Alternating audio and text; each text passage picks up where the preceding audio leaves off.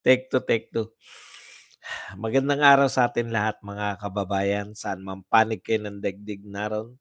Dito na naman tayo sa another episode ng ating vlogs, Badong Aratilis po. Pag-uusapan natin ngayon, ito po, no, pinabulaanan po ng Office of the Vice President yung pong kasinungalingan na sinasabi ng DSWD Secretary Rex Gatchalian tungkol po dun sa lahat daw po ng request ng OBP ay pinagbigyan nila, 'no? Yan po yung makikita natin magiging conflict sa gusto nilang gawin ng mga kongreso, 'no? Pag-uusapan din po natin, eto po si Willie Revillame, lumabas na naman po yung kumalat na naman ngayon, kalat na naman po yung na wala siyang plataporma, galit pa, eh. Galit pa sa mga nagtatanong, eh. Unang saltada pa lang po nito nagsungit kaagad, 'no? Kaya dapat hindi masama sa boto, eh. Okey, yan po, at siyempre ang pangulo po, BBM. Ngayon lang po ako nakakita ng mga supporter, galit na galit, eh, oh. "Ano kayo ngayong mga DDS, akala mo may nagawang importante, eh." Ang kaya lang po ipagmalaki ng mga supporter ni BBM ay tumaas sa survey. Hindi po mataas, tumaas lang. Yan po mga pag-uusapan natin, pero bago yan, kung bago ka pa lang dito sa ating channel, mag-subscribe ka na. Dahil ito lang ang tayong channel na may kinikilingan, may pinapanigan, una sa balita, huli sa impormasyon, kaya ano pang hinihintay nyo? Pindot na, okay?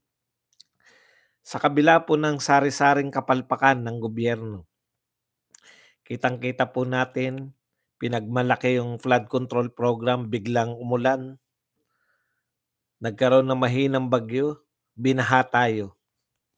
Kada uulan po ngayon, ang binabantayan po ng mga tao, gaano kataas ang baha. Sunod-sunod na kapalpakan, may namatay na OFW na hindi po binabalita ng ating media. Ngayon, pinagmamalaki nila na meron daw pong mga 100 plus na binigyan ng pardon ng UAE. Ang tanong po, nailigtas po ba yung OFW na nasa Bitayan? Yun po yung, pwede po ba tigilan na natin yung kai-issue ng hindi naman yun yung issue? Ang issue po, 'no, tuwang-tuwa pa yung pangulo, binigyan ng pardon ng UAE. Ang 100 plus, ano yan, 100 plus nasa Bitayan ba yan? Ano po kinoksyon nun? Okey naman matuwa, 'no, pero yung karapat-dapat na umaksyon kayo, hindi namin wala kami narinig man lang na nabitay yung ating kababayan sa Saudi, hindi po dito sa UAE. Pagmamalaki niyo yan. Viral din po ngayon yung kumakalat na speech nito ni Barbers na pinupuri yung war on drugs. Ngayon, kinukundi na po yung war on drugs. Ganyan po ang mga politiko natin. Balik tayo dito kay BBM. Lahat ng dyaryo, lahat ng vlogger, lahat ng mga tao rito sa X na mga walang pangalan, ibang klase, eh. Buti pa po nung panahon ni Duterte, kalaban natin mga dilawan, mga tunay na tao pa, eh. Ngayon po kung ano-ano na lang ang mga alias. Nagdiriwang po dahil tumaas, hindi po mataas, mababa po yan, 38%, mababa pong support yan. Tanungin po natin, ilan pong porsyento yung si Tatay Digong noon? 80% mahigit ang approval and trust rating. Napakalayo po ni BBM. Tuwan-tuwa na sila niyan basta may umangat lang ng konti. Akala mo nanalo na, eh. Ang problema sa gobyernong ito, nung panahon po ni Tatay Digong, sagana po sa matataas na survey, hindi po natin iniintindi. Halimbawa, praktikal na tanong, ano ang mga natatandaan nating puwedeng ipagmalaki kay Tatay Digong? Putyan dami 'di ba? War on drugs, mga proyekto ni Tatay Digong na puwedeng ipagmalaki. War on drugs, build, build, build, NTF-ELCAC, napakarami. Napakaraming ginawa. Ngayon ano po ang kaya nilang ipagmalaki? Tumaas sa survey, tumaas lang hindi po mataas. Iba po yung mataas sa tumaas. Dahil po sa kawalan ng may pagmamalaki, pati nga po yung nagsalita sa ASEAN, 'no? Ang ganda raw ng pinakitang leadership ni BBM dun sa ASEAN. Pinuri pa, eh. Tanong niyo kung sino pumuri? Si Martin. Hindi man lang ibang bansa, eh. Wala man lang sinabing pinuri ng Indonesian president si BBM, pinuri ng Singapore Prime Minister si BBM, pinuri ng, Malaysian Prime Minister si BBM. Ang pumuri si Martin, walang pumuring iba. Nakakaawa po, 'no? Nakakaawa talaga 'tong gobyerno na 'to, eh. Sa kawalan po ng maipagmamalaki, survey lang ng isang survey company na hindi mo alam kung saan galing, lupalop. Putya nung pandemya yung Okta Arts Dancers na 'yan, ang sina-survey lang niyan ang akala ko nga tungkol lang sa pandemya 'yan. Ilan na may pandemya, ay ilan na may COVID, diyan lang 'yan, nire-report lang 'yan, eh. Puta from COVID ngayon, huwag kayong mag-alala hindi na magtatagal 'yan. Hindi naman reliable 'yan. Nakakaawa po ang administrasyon kung 'yan lang po ang kayang ipagmalaki. Yung survey ng Okta Arts Dancers, wala ng iba. Ang dami pong masasamang balita ngayon. 'Pag inisa-isa niyo po at dinamdam niyo talagang maririndi kayo, eh. Ayan oh, tignan niyo, oh. Marcos Pro PH, tumaas ng 38%, ngiting wagas si BBM. Yun na yun, tapos biglang tatanungin tayo, DDS ano na? Puta tumaas lang, may proyekto bang sinabi? Wala, tumaas lang.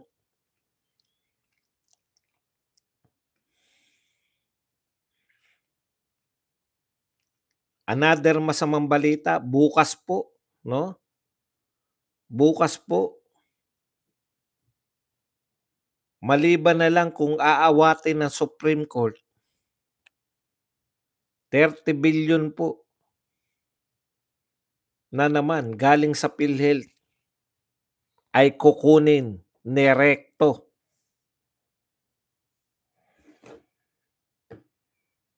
30 billion. Wala na bang pangangailangan sa health, ang ating bansa? Ang DOH ba tsaka PhilHealth okey na sila? Yung mga ospital po ba natin, eh, maayos na? Yung bang mahirap na ma-ospital wala ng babayaran paglabas? Eh, bago sana niyo ipamigay para ipang-ayuda na naman ni Martin, tiniyak niyo muna sana na sapat-sapat na yung ating health, 'no? Bago niyo ipamigay yan para maging ayuda na naman. 'Pag hindi po inawat ng Supreme Court, 30 billion na naman ang kukunin ng treasurer na hawak ni Rekto.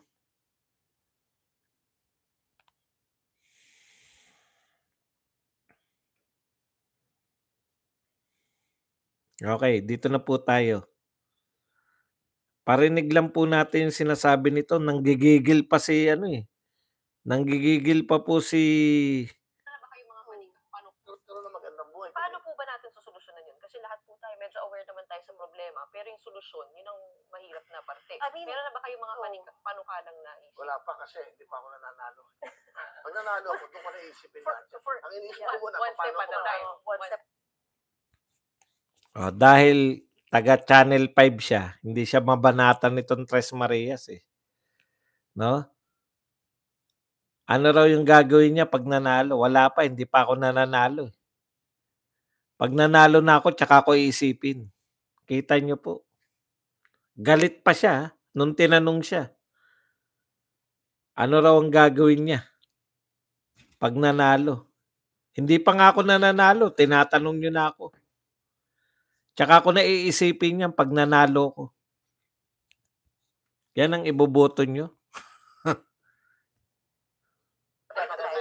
Huwag mo muna akong tanongin ng mga gano'n. Naku, Kuya Will, may mga ibang kasama na dapat ganun yung proseso. Dapat isipin mo na muna. For example, kasi wala akong ano ano sabihin. So ano po ang solusyon doon? Kami bilang senador, ano po yung Hindi pa ako senador. na bill? Hindi ko sakaling kayo po, Manalo. Ayun ang pag-uusapan. Hindi pa nga ako senador, eh. Eh kung sakaling kayo manalo, ayun yung pag-uusapan. Sino mag-uusap? Ikaw nga yung senador, eh.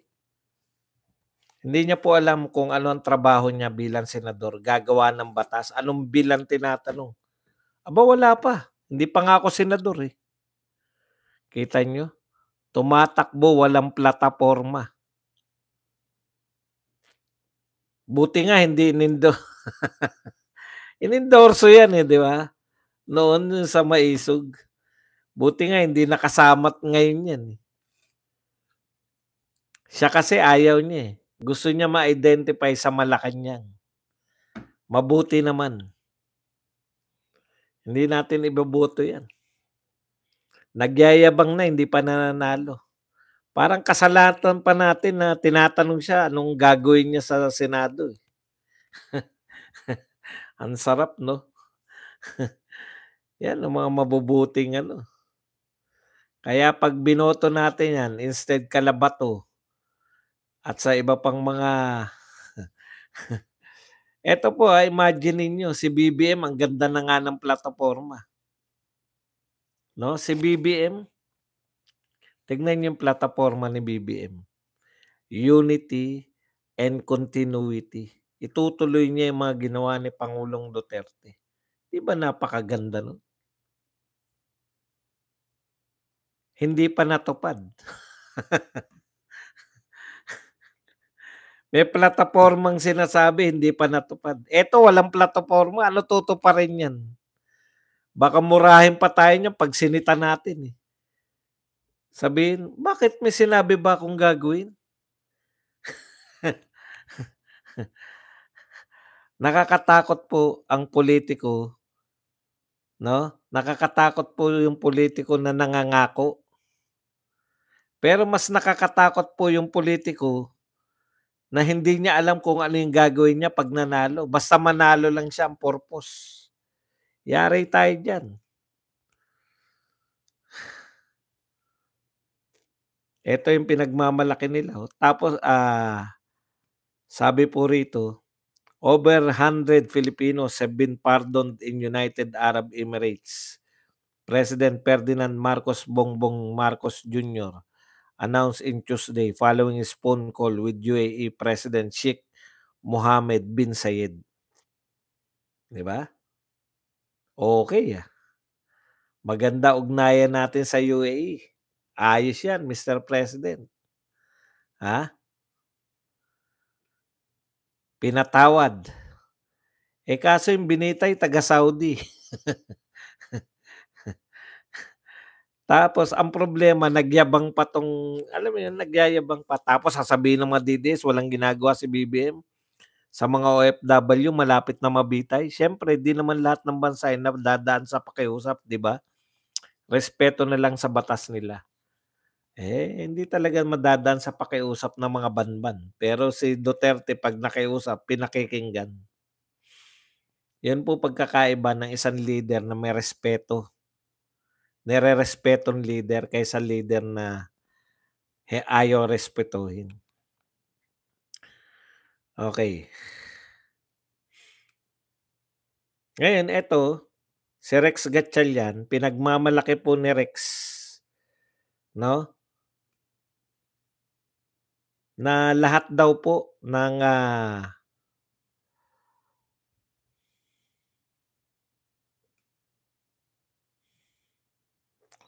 lahat ng referral nila. Ito po ang sabi ni Rex Gatchalian, sinalang po siya ron sa Senado.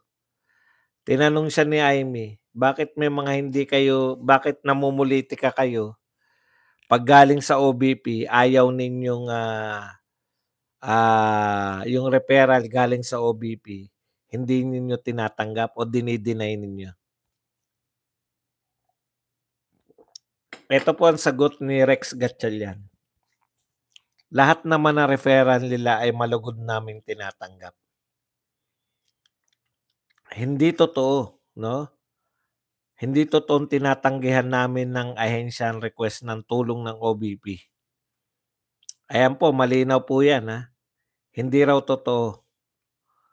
Ito po, pakinggan pa natin. I will report. Magkakaroon ng investigasyon tungkol sa mga request ni VP na lagi na lang tinatanggihan. Madam Chair, I'll report now.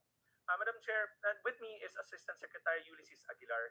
He's the one that handles the referrals from the Office of the Vice President. Agad-agad, kinausap niya yung handling officer sa kabila, si Director Norman. If Director Norman, si ASIC Yuli will gladly give the text exchange of text messages. Kasi tinanong namin sa kanya ano ba yung issue para alam namin anong titignan. In fact, ang sabi niya, wala rin ho siyang alam kasi lahat naman ng referral daw namin nila, malugod namin tinatanggap. We can furnish you the screenshots, Madam Chair, but we have to ask permission of Director Norman if he will also consent. But the screenshot of their exchange is there kasi tinignan namin, we wanted to know kung alin. That's why ASIC Yuli came into the picture. We asked Director Norman. Okay, hindi. Pinaparinig ko lang po sa inyo kasi marami nagdududa dito sa akin na ito talaga ay si Rex Gatchalian. Ang sinasabi po ni Rex Gatchalian, no? Wala pong tinanggihan. Lahat ng referral nila ay malugod namin tinanggap. Walang tinanggihan. Basta galing sa OBP. Kaya nga tinatanong namin, no? Yun mga sinasagot ni Gatchalian. Okay, ito po ang sagot ng Office of the Vice President. Sumagot agad eh. Kasi hindi po pwedeng no? Siyempre, yung mga kasapian, no? Atake na agad. The biggest mistake of Senator Amy Marcos is to confront the DSWD Secretary with the unsubstantiated claim of Vice President Sara Duterte. Ito po ang sabi ni Justin Manila. Not only is Secretary Gatchalian hands-on and knowledgeable of his whole department, he also has a screenshot of messages proving that all requests of the OBP are entertained, granted by the office. Entertained and granted. Yan ang sinabi. Ibig sabihin, tinanggap at granted. Pinagbigyan. Ito po ang sagot ng Office of the Vice President. May statement po hindi po si OBP, si VP Sara, si Norman Baloro. Ito yata yung sinasabi, teka muna, pakinggan ko lang uli kahit na papakinggan ko lang uli yung sinasabi kung ito ba yung si Norman, kung Norman ba yung binabanggit. Kasi may binanggit si Secretary Gatchalian. Kung pareho.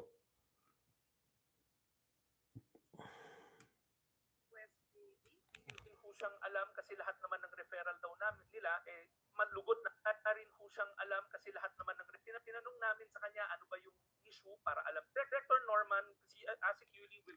Yun. Ito po, yung Norman, sinasabi wala daw. Lahat daw. Sabi daw nung Norman na taga-Office of the Vice President, wala naman daw tinanggihan yung DSWD. Ayon niyang kay Rex Gatchalian. Kaya nag-issue. Kaya ako nagtataka bakit hindi si VP Sara yung nag-issue. Kinote kasi nila yung Undersecretary Norman. So sabi ni Norman, eto ngayon si Norman Baloro, Director of Operations, Office of the Vice President. Totoo ba na sinabi ni Norman na lahat daw ay na-granted? Pakinggan lang natin.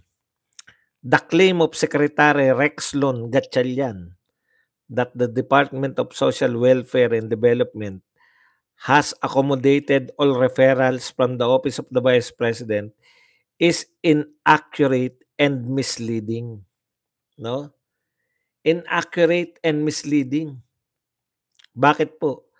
While such a statement may point a picture of seamless coordination, mukhang may coordination daw, no, between our two offices, the reality on the ground tells a different story.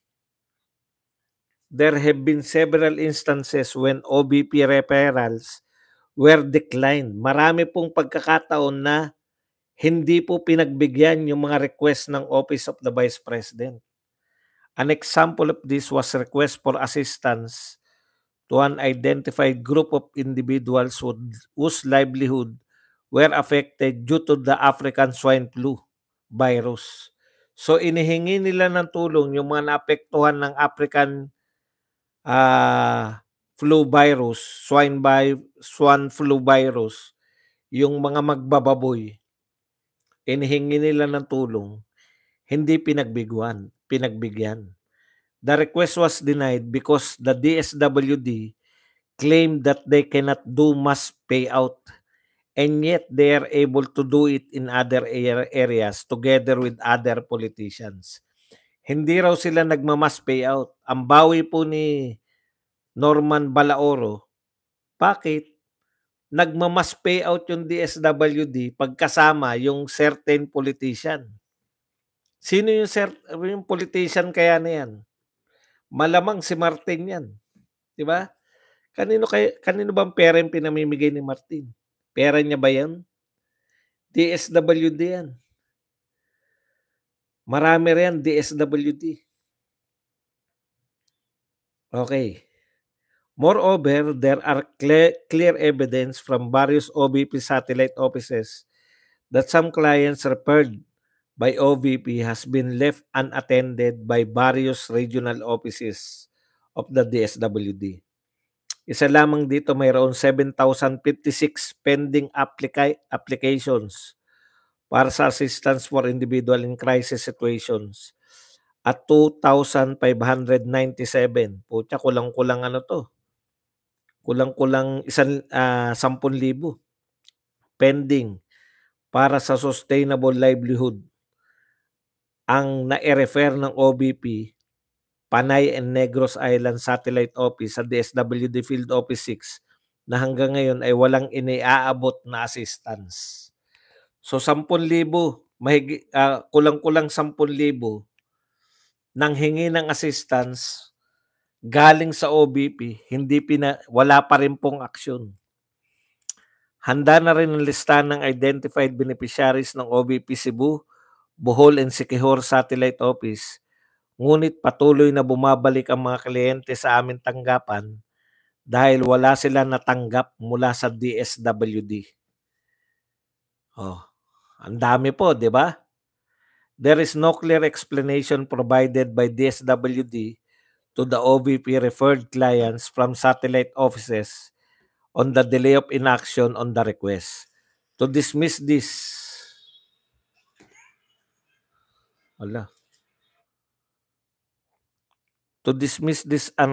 unserved clients is to ignore the real challenges many Filipinos face in accessing social services.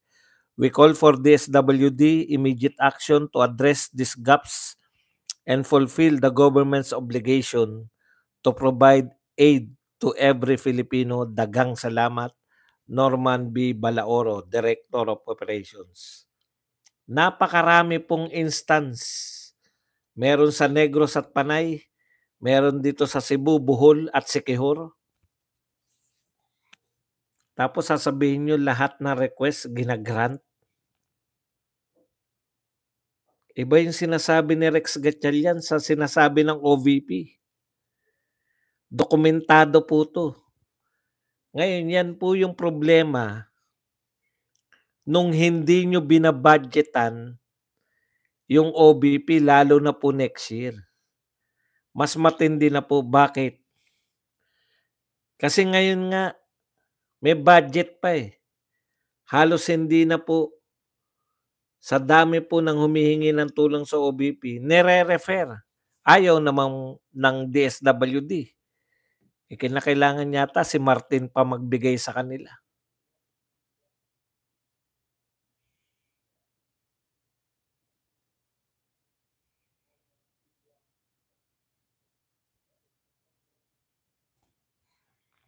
Sino po ang nagsasabi ng totoo at hindi totoo sa mga to?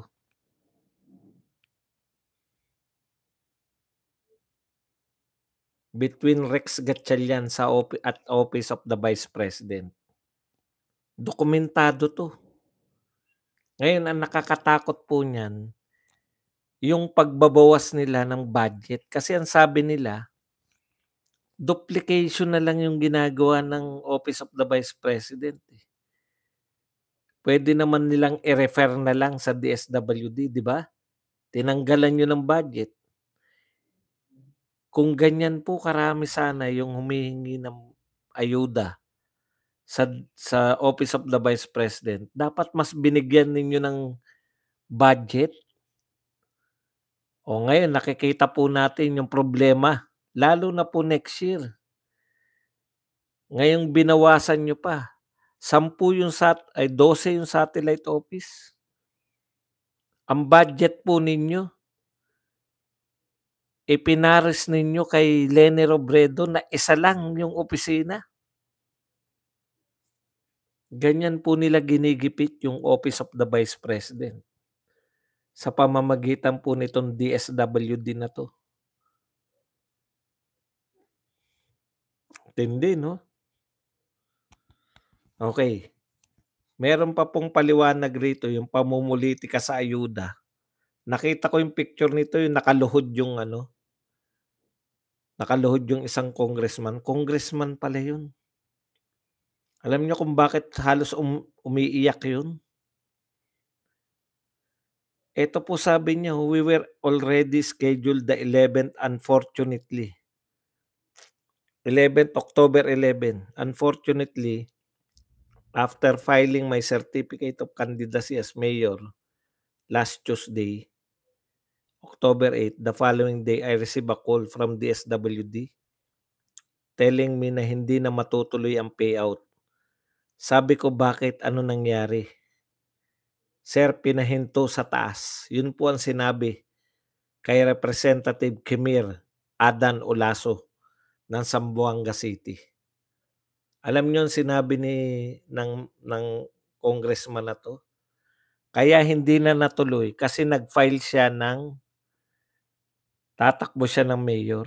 Makakalaban niya yung isa sa pinakamalakas na congressman na nagngangalang Congressman Dalipi.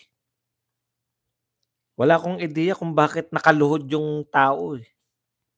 Imagine ninyo. Schedule na bibigyan. Ganun po yung hold nila. Pati po yung mga politiko. Nahuhold nito nila Martin. Yung mga kadikit ni Martin. Kaya alam mo, sa totoo lang, grabe po ginawa nyo sa Pilipinas. Imbis na yung ayuda na yan, ginagamit nilang panggigipit para yung mga local government official, pati mga congressman, nakasunod sa kanila lahat. Pero hindi naman po mga LGUs lang yung boboto. Hindi naman po mga congressman lang ang boboto. Kahit nakuha nyo pa po, nakakaawa Dahil tatakbo rin si Majority Leader Manuel Jose Manix Dalipi. Nakalaban nitong congressman na to. Dahil nag-file siya, hindi na matutuloy. nung nag-file ako, bigla na lang kinansela lahat ng pondo ko. Sabi ko sana wag naman ganun kasi ang pera nito ay binigay sa Pilipino, hindi to pera ng mga magulang nila. This is taxpayers' money, so I will stand for it. Hindi pwede na iwan natin ang taong bayan ngayon. Oo, si Dalipi, di ba? Isa yan sa mga madidikit.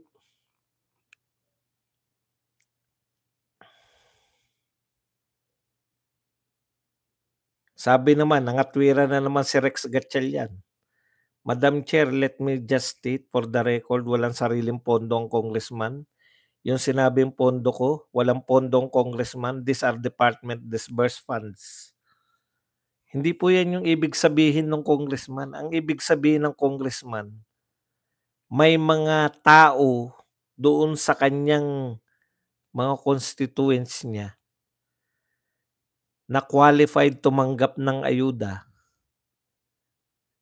Pero dahil siya ay kalaban ni Dalipi,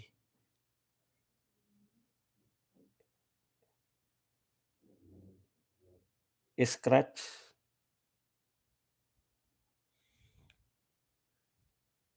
Na-scratch yung ano.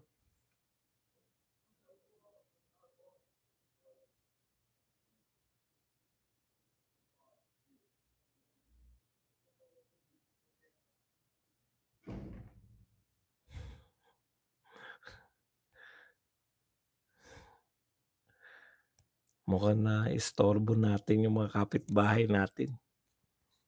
Medyo hihinaan lang natin ng konti. Napapasigaw tayo. Nakakaya sa mga foreigner nating kapitbahay. Okay. Tapos, ano ngayon kung walang sarili? Ang buong akala nila magbibigayan na kayo. Bakit nyo pinospone? Porket siya ay nag-file ng pagka-mayor. Yun yung Secretary Gatchalian eh. Bakit ninyo pinopolitika yung pamimigay ng ayuda? Palusot mo na lang yan eh. Kailangan pang i-verify, pamimigay na nga sana eh. Oh. Kaya binara siya ni Bongo. Sabi, kung qualified naman yung pakiusap ko lang, maging fair po tayo. Sinabi nyo na po na hindi kayo magiging selective sa binibigyan ng beneficiary. Bakit po hindi natuloy ito? I'm sure hindi lang ito nangyari sa Zamboanga. Bakit kailangan pang magmakaawa ng isang kongresista para matuloy ang payout sa mga intended na indigent beneficiary? So talagang ito po, no? Nakita na po natin ngayon. Kaya po nila tinuduhan. Ang laki-laki po ng ayuda. 500 billion ngayon. Next year, 600 billion. Alam na po natin, no? Ginagamit to sa pamumulitika nitong mga kaalyado nito ng may control ng budget ng Pilipinas. Sino na nga yung may budget ng control? Ayon kay BP Sara, si Martin Romualdez at si Lizalde. Kaya grabe po nangyayari sa Pilipinas ngayon. Takang-taka nga ako sa mga Pilipino eh. Kung sino pa yung presidenteng gumawa talaga ng maganda para sa atin. Nag-war on drugs, nag-build, nagamit ng husto yung pondo ng Pilipinas. Putya ngayon, kinukundina nitong Quadcom. Alam na natin kung bakit. Kung bakit kampi-kampihan sila ngayon. Sana dumami po yung katulad ni Richard Gomez. Yung mga general po, sana dumami ang katulad ni Eliasar na magtapat po ng totoo, no? Huwag magpagamit. Kasi kawawa po tayo eh. Pag ito pong mga politiko na to, sila pa rin. Sila pa rin po yung may control ng budget natin. Sila pa rin yung iboboto natin sa midterm. Kaya isa lang po pakiusap ko para mataplaugan yang mga yan, i-zero po natin itong mga senatoriables nila. Kasi alam niyo po, pag majority sa kanila nanalo, pagtatawanan lang tayo ng mga yan. Kita nyo? Wala yang prinsipyo-prinsipyo na yan. Ang kinakailangan nyo lang, ialyado. Ang kinakailangan nyo lang, nakaalyado kayo sa powers that be.